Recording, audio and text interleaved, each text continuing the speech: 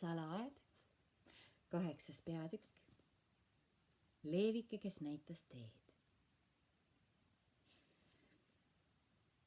Ta vaatles võtit hulk aega. Pööras seda ikka jälle ringi ja mõtles. Nagu öeldud, ta oli laps, keda polnud kunagi õpetatud luba küsima ega endast vanemate inimestega nõu pidama. Ta vaid mõtles, et kui see võti kuulub suletud aiale ja tal õnnestub leida selle väravat, siis ta võib-olla suudab selle avada ning saab näha, mis peitub seespool müüre ja mis on saanud vanadest roosipuudest. Ta tahtis seda aeda näha just sellepärast, et see oli nii kaua suletuna seisnud. Ta arvas, et see peaks olema erinev teistest paikadest ja et seal võib olla juhtunud midagi kummalist 10 aasta kestel. Pealegi, kui aed talle meeldib, võib ta minna sinna iga päev, sulgeda värava enda järel, mõtelda välja mõne mängu ja mängida seda täiesti üksi, sest keegi saaks kunagi teada, kus ta viibib, vaid arvatakse, et värav on ikka lukustatud ja võti maha maetud. Selline mõte meeldis talle väga. Omaette elamine majas, kus oli 100 saladuslikult lukustatud tuba ja kus polnud midagi lõbusat teha, oli ta aju äratanud ja kujutlusvõime tööle rakendanud. Kahtlemata mõjus selleks kaasa ka värske, karge, puhas sooõhk. Niisama nagu see oli tema sisu tekitanud ja võitlus tuulega oli ta vere käima pannud, olid needsamad tegurid ka tema ajutegevust ergutanud. Indias oli alati väga palav olnud ja ta oli tundnud end liiga tülpinuna ja nõrgana, et palju millestki hoolida. Ning siin hakkas ta hoolima ning tekkis tahtmine tegutsemiseks. Ta tundis end juba vähem jonniürina, kuigi ei teadnud, miks see nii on. Ta pistis võtme taskusse ja hakkas edasi-tagasi jalutama. Siin ei käinud nähtavasti kunagi keegi peale tema, niisiis võis ta aeglaselt kõndida ja vaadelda müüri või õigemini luuderohtu müüril. Need luuderohuväädid olid väga segav asjaolu. Nii hoolikalt, kui Meeriga vaatles, ei näinud ta midagi peale tihedalt kasvanud siledate tumeroheliste lehtede. Ta tundis suurt pettumust. Midagi endisest kangekaelsusest tuli temasse tagasi, kui ta sammus seal müüri ääres ja vaatas puulattu aias. Rumal lugu. Olla sellele nii lähedal ja ometi mitte sisse pääseda, ütles ta endamisi. Tagasi majja minnes võttis ta võtme taskust välja, kuid otsustas seda alati kaasas kanda, kui välja läheb, nii et kui ta kunagi peaks peidetud värava üles leidma, oleks võti alati käepärast. Proua Meedlok oli Martale loa andnud ööbida Nõmme majakeses, aga hommikul oli tüdruk juba varakult platsis ja alustas oma tööd tavalisest veel punasemate põskedega ja kõige paremas tujus. Tõusin üles kell 4, ütles ta. Ilus oli Nõmm. Linnud ärkasid, jänesed jooksid ringi ja päike tõusis. No ma ei käinud jala kogu teed. Keegi mees võttis mu vankrile ja ma võin öelda, et mul oli väga lõbus. Tal oli palju jutustada eelmise päeva rõõmudest. Ema oli rõõmustanud teda nähes ja nad olid hakkama saanud nii küpsetamise kui ka pesemisega. Ta oli küpsetanud igale lapsele isegi pannkoogi, tillukese pruuni suhkrutükikesega keskel. Koogid olid tulipalavad, kui lapsed tulid soost mängimast. Kogu majakeses oli armas, puhas, soe küpsetamishõng. Tuli leegitses mõnusalt ja lapsed otse hõiskasid rõõmust. Tikon leidis, et meie maja kõlbaks kuningalegi elamiseks. Õhtul olid nad kõik istunud kamina ümber. Marta ja ema olid rõivaid lappinud ja sukki nõelunud ning Marta oli jutustanud väikesest tüdrukust, kes oli tulnud Indiast ja keda olid kogu aeg teeninud mustad, nagu Marta neid nimetas. Nii et ta ei osanud isegi iseendale sukki jalga tõmmata. Neile meeldis kuulda sinust, ütles Marta. Nad tahtsid teada kõike mustadest ja laevadest, millega sa sõitsid. Ma ei jõudnud neile küllalt jutustada. Meeri mõtiskles pisut. Ma jutustan sulle palju rohkem, enne kui sa koju lähed, sõnas ta. Siis on sul rohkem rääkida. Arvan, neile meeldib kuulda ratsutamisest elevantidel ja kaamelitel ja ohvitseridest, kes kütivad tiigreid. Armas taevas, hüüdis Marta rõõmsalt. See alles üllatab neid. Teed sa seda tõesti, Preili? See oleks nagu metsloomade näitus, mis olevat kord Yorkis olnud. India on täiesti erinev Yorkshire'ist, lausus Mary pikkamisi ja mõtlikult. Ma ei ole kunagi selle üle mõelnud. Kas Dickonile ja emale meeldis kuulda minust? Oh, Dickoni silmad tungisid peaaegu pääst välja, nii ümmargused olid nad, vastas Marta. Ema oli murelik, et sa oled nii üksipäini ja küsis, kas härra Craven pole võtnud sulle mõnda kasvatajannat või hoidjat ja mina vastasin, et ei ole, kuigi proua Medlocki arvates ta teeb seda, kui talle meelde tuleb, kuid võib-olla ei tule talle seda meelde veel 2-3 aasta jooksul. Ma ei taha kasvatajannat, lausus Mary teravalt. Kui tema ütleb, et sa pead õppima raamatutarkust selles eas ning et sul peab olema keegi naisterahvas, kes sinu eest hoolitseb. Ta ütleb, Marta, kujuta iseennast ette sellises suures majas täitsa üksinda ringi kolamas, ilma emata. Tee kõik, et teda lõbustada, ütles ta. Ja ma vastasin, et teen. Mary heitis talle pika läbitungiva pilgu. Sa lõbustad mind, ütles ta. Mulle meeldib kuulata, kui sa räägid. Otsekohe läks Marta toast välja ja tuli tagasi hoides midagi põlle all. Mis sa arvad? Ütles ta rõõmsa naeratusega. Tõin sulle kingituse. Kingituse? Hüüatas Preili Mary. Kuidas võis majake, kus oli 14 näljast inimest teha kellelegi kingitust? Üks harjuks sõitis üle Nõmme ja peatas oma vankri meie ukse ees, seletas Marta. Tal oli potte ja panne ja igasugu kribu-krabu, kui temal polnud raha midagi osta. Parajasti, kui mees hakkas minema, hüüdis meie Liisbetele, ema, tal on punasiniste käepidemetega hüppenöörid. Ja ema hüüab täitsa ootamatult, siia, pidage härra, kui palju nad maksavad. Ja mees vastas 2 penni. Siis hakkas ema taskutest otsima ja ütles mulle, Marta, sa tõid mulle oma palga nagu hää tüdruk kunagi ja mul on 10 auku iga penni jaoks, kuid nüüd ma võtan sellest 2 penni, et osta tollele lapsele hüppenöör. Ja ta ostiski. Ja näed, siin see on. Marta võttis nööri põlle alt ja näitas seda üpris uhkelt. See oli tugev painduv nöör, mille mõlemas otsas oli punase ja sinise triibuline käepide. Kuid Mary lennuks polnud kunagi varem hüppenööri näinud. Ta vaatles seda hämmastunud ilmel. Milleks see on? Küsis ta uudishimulikult. Milleks? Hüüatas Marta. Tahad sa öelda, et Indias pole hüppenööre, kuigi seal on elevante, tiigrid ja kaameleid? Pole ime, et seal on palju musti. No see nöör on selleks, vaata. Ta jooksis keset tuba ja üht käepidet ühes, teist teises käes hoides hakkas hüppama.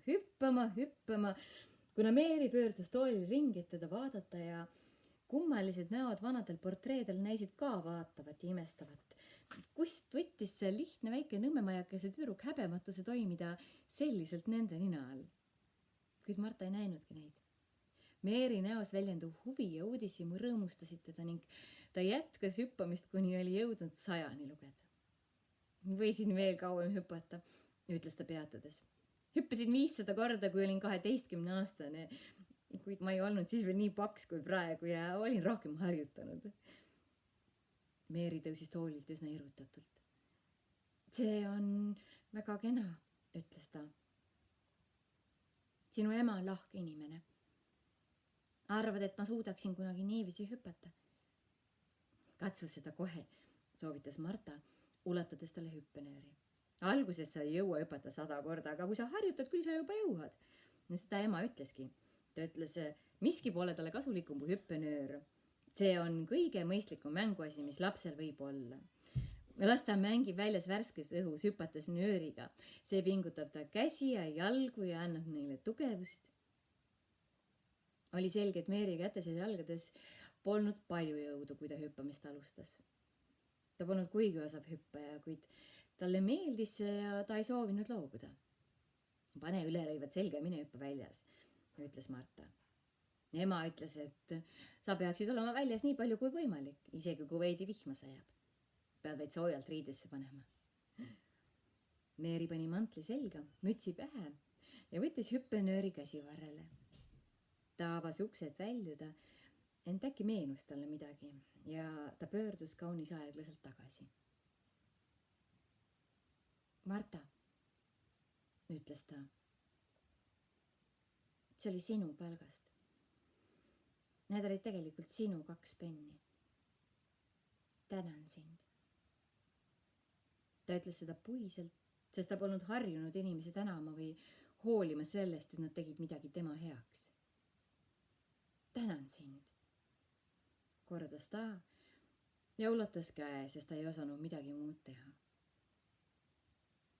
Marta surus ta kätt veidi kohmakalt, nagu ei oleks ka tema selliste asjadega harjunud. Ja siis hakkas ta naerma. Oled sina ikka üks veider vanainimese moodi olevus, ütles ta. Kui sa oleksid olnud Megi Liisbeth Ellen, sa oleksid andnud mulle musi. Meeri paistis puisem kui kunagi enne. Kas sa soovid, et ma suudleksin sind? Marta naeris jälle. Ei soovi, vastas ta. Kui sa oleksid teistsugune, võib-olla sa ise sooviksid seda. Kuid sa ei ole niisugune. Jookse nüüd välja ja mängi oma nööriga. Preili Meeri tundis end toast väljudes pisut ebamugavalt. Yorkshire'i inimesed näisid olevat veidrad ja Marta oli talle alati mõistatuseks. Algul polnud tüdruk talle sugugi meeldinud, kuid nüüd polnud see enam nii. Hüppenöör oli suurepärane asi. Meeri luges ja hüppas ja luges, kuni ta põsed värvusid üleni punaseks ja ta ise oli sellest nii huvitatud, nagu poleks ta sündimisest saadik olnud. Nagu ta polnud sündimisest saadik olnud. Päike paistis ja puhus kerge tuul. Mitte karm tuul, vaid vaikne, mis tuli meeldivate puhangutena, tuues kaasa äsja kaevatud mulla värsket lõhna. Meeri hüppas ümber purskajavu ning alla ühte alleed pidi ja üles teisest. Lõpuks hüppas ta köögiviljaaeda ja nägi seal Ben Weatherstaffi kaevamas ja jutlemas leevikesega, kes kargles tema ümber. Meeri hüppas oma nööriga mööda teed nende poole ning Ben Weatherstaff tõstis pea ja vaatles teda uudishimulikult. Meerit oli huvitanud, kas mees paneb teda tähele. Ta tahtis väga, et Ben Weatherstaff näeks teda nööriga hüppamas. Noh, hüüatas aednik. Pagana pihta, sa oled lõppude lõpuks siiski laps ja sul on soontes lapse veri hapuvõipiima asemel. Oled hüpanud endale punapõskidesse, nii tõesti, kui minu nimi on Ben Weatherstaff. Ma ei oleks uskunud, et saad sellega hakkama. Ma ei ole kunagi varem nööriga hüpanud, vastas Meeri. Alustan alles. Jaksan hüpata ainult 20 korda. Lase aga edasi, ütles Ben. See on küllalt hästi lapse kohta, kes on paganate hulgas elanud. Vaata ainult, kuidas tema sind jälgib, osutas ta peaga leevikesele. Ta järgnes sulle eile, täna teeb ta seda sama. Ta tahab näha, mis see hüppenöör õieti on.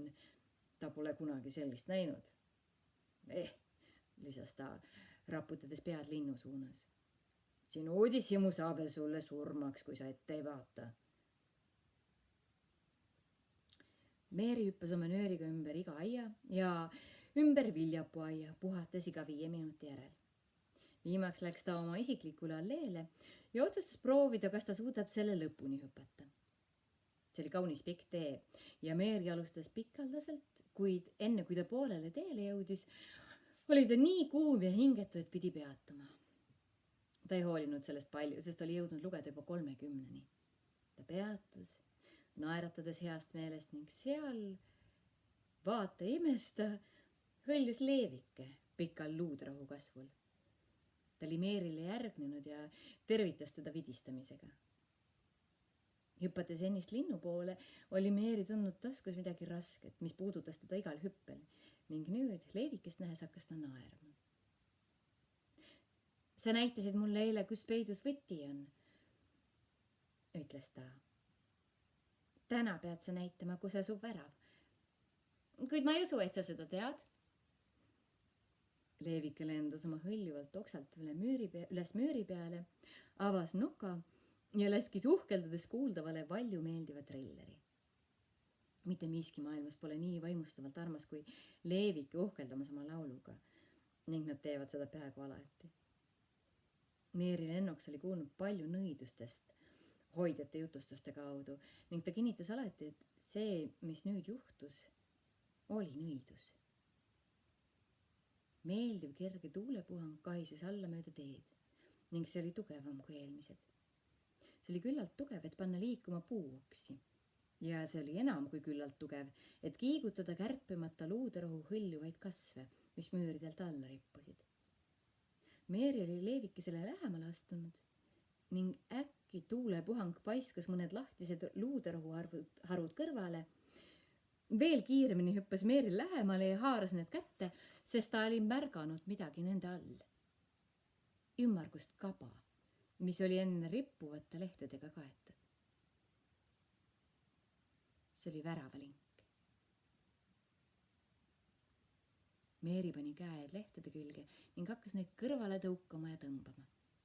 Kuigi luuderohi rippus tihedalt ja mõned kasud olid puu ja raua külge kinni jäänud, kujundas see üldiselt vaid lahtise rippuva eesriide. Meeri süda hakkas taguma ja käed pisut värisema rõõmust ja ärritusest. Leevike laulis ja siristas edasi, kallutades pead ühele küljele, nagu oleks ta niisama erutatud kui Meeri. Mis oli ta käte all, see kandiline ja rauast, millest ta sõrmed leidsid augu? See oli väravalukk. See oli väravalukk, mis oli 10 aastat suletud olnud. Meeri pistis käe taskusse, tõmbas võtme välja ja leidis, et see sobib võtmeauku. Ta pani võtmeauku ja keeras. Ta vajas sellest 2 kätt, kuid võti pööras ringi. Meeri hingas sügavalt ja vaatas enda taha pikale alleel, et näha, kas keegi tuleb. Kedagi ei tulnud. Keegi nähtavasti ei kavatsenud üldse tulla ja Meeri hingas uuesti sügavalt. Hõljuvat luuderohust eesriied kõrvale hoides lükkas ta väravat, mis avanes pikkamisi. Siis libistas ta enda sealt läbi ja sulges värava enda järel. Toetus seljaga vastu väravat ja vaatas ringi, hingeldades kiiresti erutuse, imestuse ja rõõmu pärast. Ta seisis saladusliku aia sees.